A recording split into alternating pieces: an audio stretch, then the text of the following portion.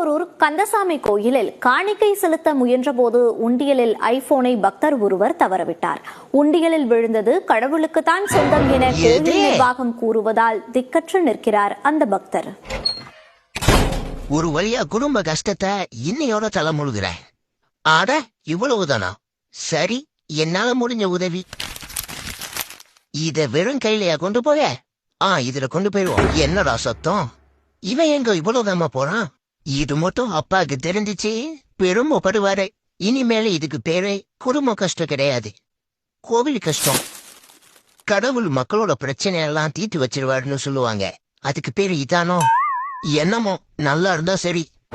ஐயோ, என்ன முருகா இந்த பக்கம்? அத நான் கேட்கணும். இது கோவில். அதாவது முருகா, உண்டில விழுந்த ஐபோனு கோவிலுக்கு சொன்னான்னு கேள்விப்பட்டேன். அதுக்கே அதான் லோன் டாக்குமெண்ட்ஸ் தூக்கி உண்டில போட்டேன்.